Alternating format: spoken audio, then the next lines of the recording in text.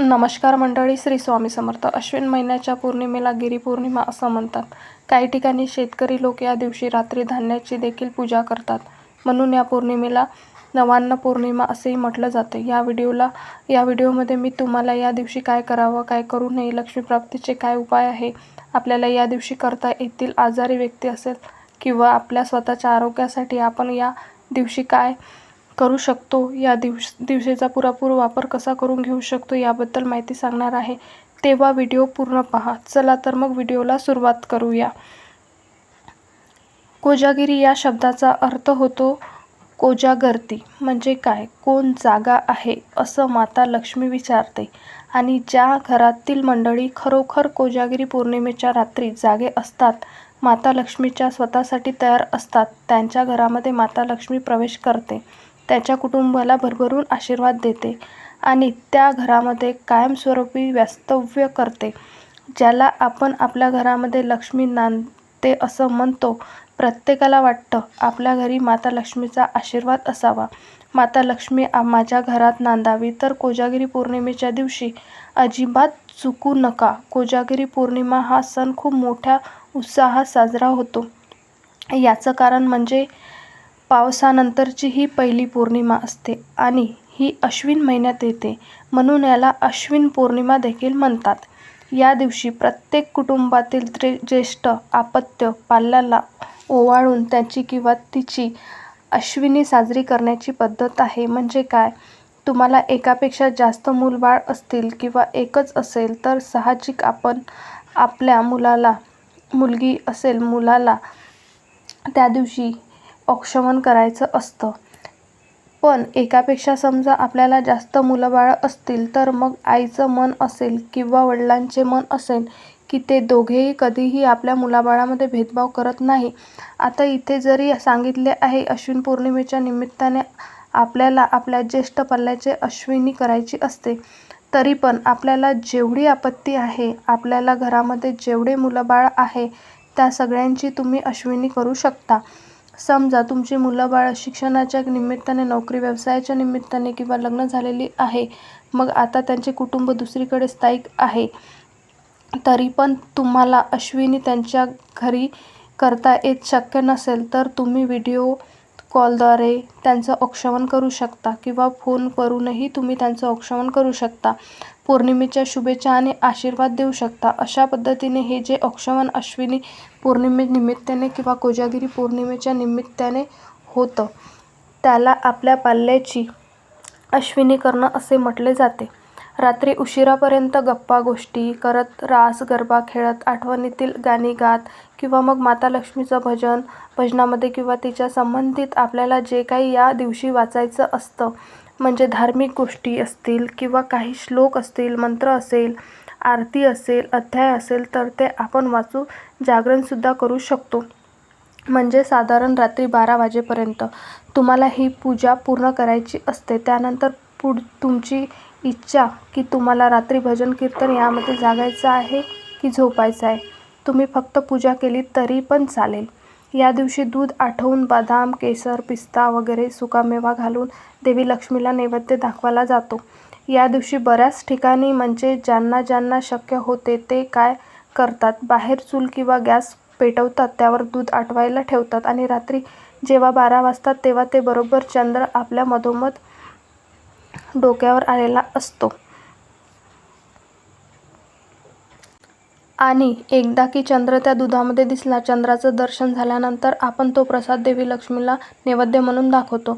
जसं की माता लक्ष्मी, कुबेरदेव, चंद्रदेव, इंद्रदेव, त्याचबरोबर गणपती बाप्पा या सगळ्यांना आपण तो नैवेद्य दाखवायचा. त्यानंतर तो चंद्रप्रकाशामध्ये काही वेळ ठेवायचा, कारण या दिवशी चंद्र संपूर्ण कलांनी युक्त असतो. आणि मग चंद्रप्रकाशामध्ये काही वेळ ही खीर किंवा दुधाचा प्रसाद ठेवला की त्यानंतर सर्वांना प्रसाद म्हणून वाटायचा असतो. तुमच्यापैकी काही जणींना पडलेला प्रश्न, या दिवशी आपल्याला उपवास करायचा लागतो किंवा नाही, उपवास धरणे अनिवार्य आहे का? बघा, उपवास करणे न करणे ही आपली इच्छा आहे. तुमची इच्छा असेल मग माता लक्ष्मीच्या सेवेसाठी किंवा तिचा आशीर्वाद आपल्याला मिळावा म्हणून उपवास करायचा आहे किंवा पौर्णिमेच्या दिवशी आहे म्हणून मी उपवास करायचा इच्छुक आहे, तर तुम्ही नक्की या दिवशी उपवास करू शकता. बाकी नाही केला तरी चालेल. उपास असेल तर रात्री जेव्हा देवीला आटवलेल्या दुधाचा किंवा खिरीचा नैवेद्य दाखवतो जातो त्यानंतर त्या नैवेद्याला प्रसाद म्हणून खायचा असतो. त्यात प्रसाद खाऊन तुम्ही उपास सोडू शकता. आता तुम्हाला पडलेला प्रश्न की कोजागिरी पौर्णिमा कधी आहे? तर बघा, कोजागिरी पौर्णिमा ही सोमवारी 6 ऑक्टोबर 2025 या दिवशी संध्याकाळी आपल्याला 12 वाजता साजरी करायची आहे. तसेच सत्यनारायण तुम्ही करत असाल तर सोमवारी संध्याकाळी तुम्ही तुमच्या वेळेनुसार करू शकता. कोजागिरीच्या दिवशी माता लक्ष्मीच्या सेवेसाठी किंवा लक्ष्मी प्राप्तीसाठी अत्यंत प्रभावी मानला जातो. या दिवशी केलेली लक्ष्मी सेवा कधीही वाया जात नाही. तर मग या दिवशी तुम्ही तुमच्याकडे समजा कमळकट्ट्याचे माळ असेल किंवा मग स्फटिकाची माळ असेल तर त्या माळेवर ओम श्रीं श्रीये नमः या मंत्राचा 108 वेळा जप करू शकता. त्याच्याकडे जप माळ नसेल त्यांनी 2 हात जोडून जरी या मंत्राचा जप केला तरी पण चालेल.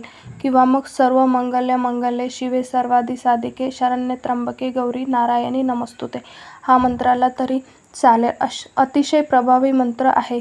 त्याचबरोबर तुम्हाला गीतेचा 15वा अध्याय या दिवशी वाचता येईल. महालक्ष्मी अष्टक असेल किंवा मग श्रीसूक्त असेल तर ते सुद्धा तुम्हाला या दिवशी वाचता येईल.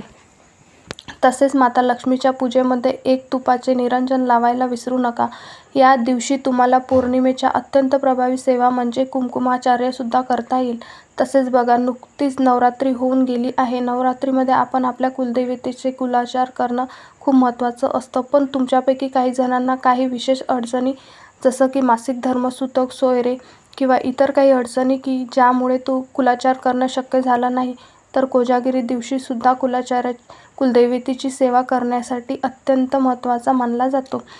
त्यामुळे तुम्ही कोजागिरी पौर्णिमेच्या दिवशी सुद्धा देवीची ओटी भरणं असेल, देवीला कुंकुमार्चना करणं असेल, पानाचा विडा अर्पण करणं असेल किंवा अजून काही गोष्टी, कन्यापूजन जरी राहून गेलं असेल तरी या गोष्टीसुद्धा करू शकता. त्यासाठी तुम्ही सगळं काही रात्रीच केलं पाहिजे असं काही नाही. कोजागिरीच्या दिवसभरात सुद्धा तुम्हाला या गोष्टी पूर्ण करता येईल. कोजागिरीच्या रात्री दीपदान करण्याला विशेष महत्त्व आहे. जसं आपण दिवाळीला विविध प्रकारचे दिवे लावतो, दीपदान करतो, त्याच पद्धतीने देवी लक्ष्मीच्या स्वागतासाठी कोजागिरीला सुद्धा दीपदान करण्याची पद्धत आहे. दीपदान नक्की कुठे कुठे करायचं आहे? एक दिवा आपल्या आकाशाखाली लावायचा असतो, छतावर किंवा अंगणामध्ये. आपलं तुळशी वृंदावन असेल तेथे, मुख्य दरवाजात असेल तेथे, देवघर असेल तेथे अशा ठिकाणी आपण दीपदान करणं आवश्यक आहे. पिंपळाच्या झाडाखाली सुद्धा तुम्ही या दिवशी दिवा लावण्याची पद्धत आहे. कोणत्याही एक ठिकाणी तुम्ही दिवे लावायचे आहे. मंत्र म्हणायचा आहे, अजिबात विसरू नका. शुभ करोति कल्याणम आरोग्य धनसंपदा शत्रुबुद्धी विनाशाय दीपक ज्योती नमस्तुते. मंत्र म्हटल्यामुळे काय होतं? देवी लक्ष्मीचं आगमन आपल्या घरात होतं. याशिवाय शत्रुपीडा असेल किंवा आपल्याला काही आधिव्याधी असेल तर त्यासुद्धा निघून जातात. आता सगळ्यात शेवटची गोष्ट, आपण या दिवशी उपाय काय करू शकतो? या दिवशी चंद्राचं आगमन असतं. त्यामुळे थोडा वेळ का होईना, म्हणजे जास्तीत जास्त 10 मिनिटं का होईना चंद्राच्या प्रकाशात आवश्यक बसा. चंद्र उगवल्यानंतर तुम्हाला चंद्रदेवाला अर्घ्य घ्यायचा आहे. त्यानिमित्ताने सुद्धा तुम्ही तुमच्या अंगावर चंद्राचा प्रकाश घ्याल. ज्या महिला प्रेग्नेंट असतील, गरोदर असतील त्यांना सुद्धा पूजा करायला काहीच अडचण नाही. त्यासुद्धा चंद्रदेवाला अर्घ्य देऊ शकतात.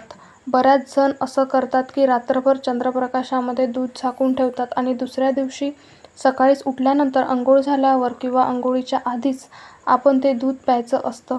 ज्यांना ज्यांना शक्य होईल त्यांनी या गोष्टी अवश्य करा आणि कोजागिरीच्या दिवशी अजिबात चुकवू नका. कोजागिरीची जी काही रात्र असते त्यामध्ये केली जाणारी लक्ष्मी सेवा खरंच खूप सार्थक ठरते. तर असा हा माहितीपूर्वक व्हिडिओ कसा वाटला? व्हिडिओ आवडला असेल तर व्हिडिओला नक्की लाईक करा, जास्तीत जास्त शेअर करा व चॅनलला सबस्क्राईब करायला विसरू नका. व्हिडिओ शेवटपर्यंत पाहिल्याबद्दल अगदी मनापासून धन्यवाद. श्री स्वामी समर्थ.